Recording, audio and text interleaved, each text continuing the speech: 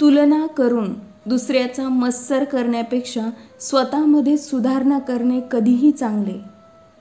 अंधारात बसण्यापेक्षा एक दिवा लावणे कधीही चांगले.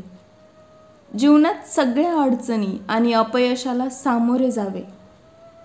जर तुम्ही सर्वांना समाधानी करण्याचा प्रयत्न करत असाल तर ते शक्य नाही. तुम्ही कोणालाही समाधानी सुखी करू शकत नाही. दुसऱ्याच्या सुखासाठी समाधानासाठी स्वतःचे जीवन कठीण करू नका. आयुष्य ही एक अशी कठीण परीक्षा आहे ज्याचा अभ्यासक्रम माहीत नसतो, ज्याची प्रश्नपत्रिका आणि उत्तरपत्रिकाही नसते. इथं सगळं अकस्मात असते. इतरांना तुम्ही कधीही बदलू शकत नाही.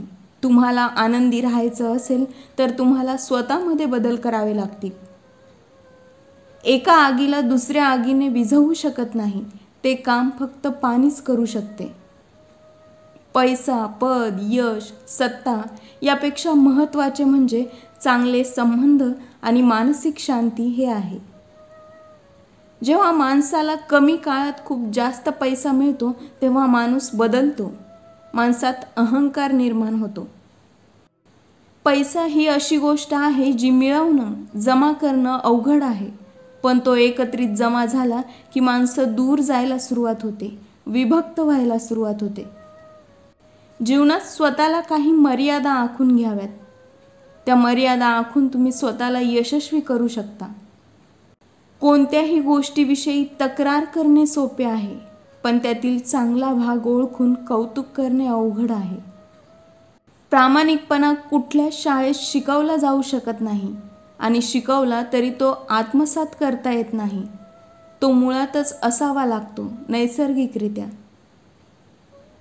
आईवडिलांचे हात धरून ठेवा, कोणाचे पाय पकडण्याची गरज पडणार नाही. लोकांना खुश करण्यासाठी कधी आपल्या आईवडिलांवर ओरडू नका. आईची ममता आणि वडिलांची क्षमता याचा अंदाजा लावणं कठीण असतं. आईवडिलांसोबत प्रेमाने वागा, नाहीतर या गोष्टीचा पश्चाताप तुम्हाला ते गेल्यावर सुद्धा राहील. तुम्ही लहान असताना आईवडिलांनी तुम्हाला सोडलं नाही, मग ते म्हातारे झाल्यावर तुम्ही त्यांना का सोडता? मतलबी नाती ही कोळशासारखी असतात. गरम असली की हात भाजतात आणि थंड असली की हात काळे होतात.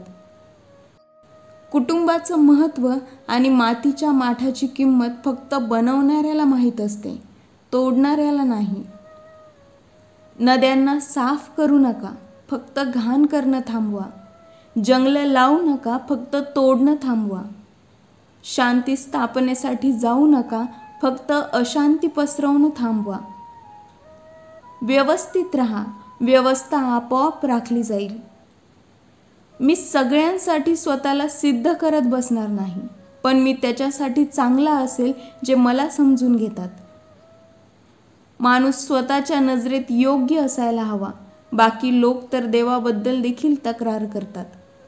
सूर्य, चंद्र आणि सत्य हे कधीही लपून राहू शकत नाही. अहंकार सामान्य माणसाला राक्षस बनवतो आणि नम्रता सामान्य माणसालाही दैवत्व देते. मधासारखा गोड रिझल्ट हवा असेल तर मधमाशांसारखं एक राहायला हवं, मग तो मित्र परिवार असो वा कुटुंब असो. आयुष्यात कोणाला पारखत बसू नका, फक्त समजून घेण्याचा प्रयत्न करा. ते हात नेहमीच पवित्र असतात जे प्रार्थना करण्यासाठी नाही तर सेवा करण्यासाठी पुढे येतात. जो व्यक्ती समजदार असतो तो स्वतः चुका करत नाही, दुसऱ्यांच्या चुकांमधून शिकतो. परिस्थिती आपल्यासाठी समस्या कधीच नसते. समस्या तर तेव्हा निर्माण होते जेव्हा आपल्याला परिस्थिती हाताळता येत नाही. माणसाने आयुष्यात खूप जास्त संवेदनशील असू नये. संवेदनशील माणसाला जास्त मानसिक त्रास होतो. पुरुषासाठी किंवा स्त्रीसाठी सगळ्यात जवळचा मित्र कोण आहे?